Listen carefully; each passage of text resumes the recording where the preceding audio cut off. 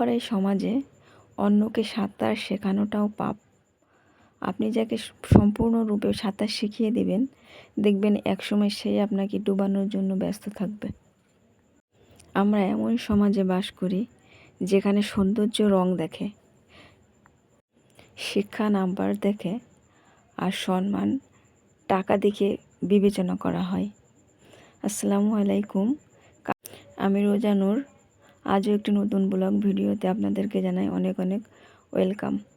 এই যে বিকালবেলা এটা হচ্ছে গতকালকের ভিডিও। এই যে আমি ঘাস কাটতে আসছি, সেইখানে দেখেন আমার লিলিপুট চলে আসছে। ও যেখানে যাব সেইখানে আমার পিছে পিছে থাকবে।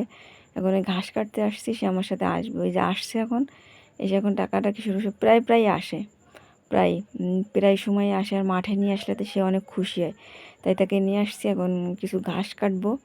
ভিডিওটি দেখতে থাকেন, আশা করি ভালো লাগবে। ভিডিওর কোথাও এক বিন্দু ভালো লেগে থাকলে একটা লাইক দিয়ে চ্যানেলটি সাবস্ক্রাইব করে আমার পাশে থেকে যেতে পারেন। বেঁচে থাকতে এমন একটা ধরন রাখা উচিত, যারা আপনাকে পছন্দ করে না তাদেরকে আপনি এড়িয়ে চলা উচিত তাদেরকে। এখানে দেখেন যে আমার প্রায় ঘাস কাটা হয়ে গেছে। এখানে মানে এই ব্যাগটায় প্রায় মানে এক ঝুড়েই প্রায় ঘাস ধরে। মানে ব্যাগটা কিন্তু বেশ বড়। ভিডিওতে কতটুকু বোঝা যাচ্ছে জানি না। এখানে ঘাস কাটা হয়ে গেছে। এখন আমরা বাসায় চলে যাচ্ছি, যে অন্যান্য কাজ করব।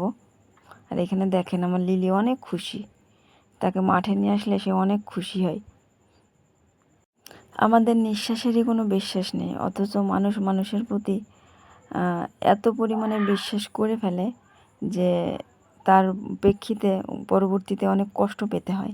এই গাছটায় দেখেন কি পরিমাণে কাঁঠাল ধরছে। একদম মানে ওপরে তেমন একটা কাঁঠাল নাই, কিন্তু নিচ থেকে দেখেন কি পরিমাণে কাঁঠাল। আল্লাহর নিয়ামত, আসলে বোঝা খুব দায়। ঠিক আছে, আল্লাহর পরিকল্পনার উপরে আসলে কোনো পরিকল্পনা হইতে পারে না। মাঝে মাঝে রাস্তা নয়, মাঝে মাঝে নিজেকেও বদলানো খুব জরুরি।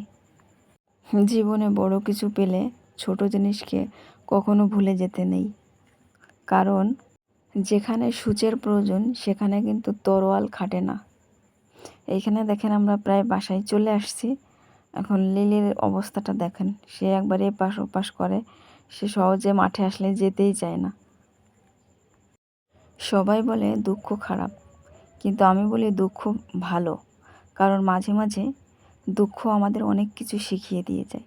এক একটা দুঃখের পিছনে কিন্তু এক একটা শিক্ষা অর্জন করা যায়। জীবন থেকে একটা অভিজ্ঞতাই পেয়েছি, আপনজনের কাছে থাকতে হলে চুপ থাকো, আর আপনজনকে কাছে রাখতে হলে তার কোনো কিছুই মনে নিও না।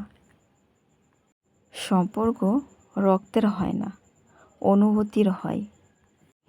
যদি অনুভূতি থাকে তাহলে অচেনাও আপন হয়ে যায়। এখানে দেখেন দুপুরবেলা আজকে রান্না করতে লাউ দিয়ে ডিমের তরকারি, আর এইখানে হচ্ছে বিড়ালের মাছ ভেজে নিচ্ছি, আর সাথে ডাউল রান্না করব, আর সাথে হচ্ছে মানে শাক রান্না করব, মাঠের শাক আর কি, মিশালি শাক যেটাকে বলে, সেটাই আর কি রান্না বান্না করব। এখন লাউটা রান্না করা হয়ে গেছে, ভাত হয়ে গেছে, আর বাকিটা রান্না করলেই আর কি শেষ। আর আপনার আমার মাঝে যদি অনুভূতিটাই না থাকে, তাহলে দেখবেন আপন মানুষও পর হয়ে যায়। মানুষ ঘর বদলায়, সম্পর্ক বদলায়, বন্ধুত্ব বদলায়, তবুও চিন্তিত কেন থাকে? কারণ সে নিজেকেই বদলাইতে জানে না। কিছু জিনিস অহংকারের জন্য নয়, আত্মসম্মানের দিকে তাকিয়ে কিছু জিনিস ছাড়তে হয়। মানুষের মনুষ্যত্ব তখনই শেষ হয়ে যায় যখন সে অন্যের দুঃখ দেখে হেসে উড়িয়ে দেয়। সবার চিন্তাভাবনা থেকে আমার চিন্তাভাবনা একটু ভিন্ন, একটু আলাদা। সবার গন্তব্যের শখ, আর আমার সঠিক রাস্তার শখ।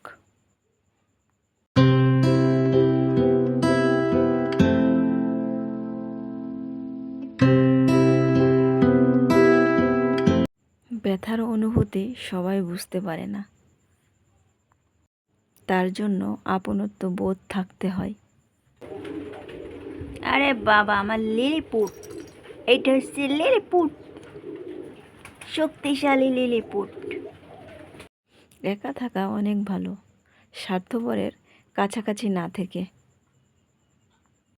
সময় আর আপনজন দুজনে যখন একসাথে আঘাত দেয় তখন ওপর থেকে না, ভেতর থেকেই একটা মানুষ আস্তে আস্তে শেষ হয়ে যায়।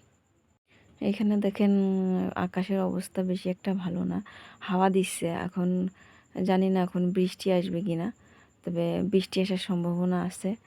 এখন অনেক বাতাস হচ্ছে। একটু বৃষ্টি হলে আসলে যে পরিমাণে গরম পড়তেছে, তাতে আসলে গরমে মানুষের জীবন অতিষ্ঠ হয়ে যাচ্ছে। একটু বৃষ্টি হলে একটু ঠান্ডা ঠান্ডা আবহাওয়ায় ভালোই লাগে। এখানে দেখেন এই বলতে বলতে আর কি কিছু সময় পরে বৃষ্টি চলে আসছিল। তাই ওই আমার ওই খাটটা, বাইরের ওই যে খাটটা, ওই খাটটা তো ময়নার জন্য বানাইছিলাম, কিন্তু ময়না তো আর থাকে না ওইখানে। আমি রান্নাবান্নার কাজে ব্যবহার করি। ওই খাটটা ভিজে যায়, তো উপর থেকে একটা বৃষ্টি আসলে একটা পলি দিয়ে দিই যাতে খাটটা ভিজে না যায়। তাই সেটাই এখন গুছিয়ে রাখতেছি। এখন বৃষ্টির মানে আবহাওয়া কেটে গেছে, এখন আবহাওয়াটা বেশ আবার ভালো হয়ে গেছে, তাই আর কি কাগজটা গুছিয়ে রাখতেছি। নিজের ব্যথা কখনো সবাইকে বলবেন না, কারণ সবার কাছে কিন্তু মলম থাকে না। মলমের জায়গায় কিন্তু অনেকের কাছে গুঁড়া মরিচ থাকে, যেটা আপনার ব্যথা জায়গায় সে গুঁড়া মরিচ দিয়ে দিতে পারে। যতক্ষণ আপনি মানুষের উপকার সাহায্য করবেন ততক্ষণ সে কিছু বলবে না, কিন্তু আপনি যখনই সেটা বাদ দিয়ে দিবেন তখনই আপনাকে আঙুল উঁচু করে বলবে যে আপনি বদলে গেছেন। এমন স্বার্থপরের দুনিয়ায় মানুষ একটুতেই চোখ পাল্টি দিয়ে দেয়। মোমের মতো মন নিয়ে চললে মানুষ শুধু আপনাকে জ্বালাতেই থাকবে, নিভাতে কেউ আসবে না। অতিরিক্ত খুশি এবং অতিরিক্ত দুঃখের কথা মানুষের সামনে বলতে যেয়েন না।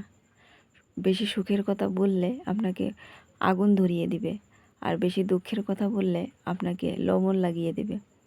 যাই হোক, ভিডিওটি এই পর্যন্ত। সকলে ভালো থাকবেন, সুস্থ থাকবেন। আসসালামু আলাইকুম।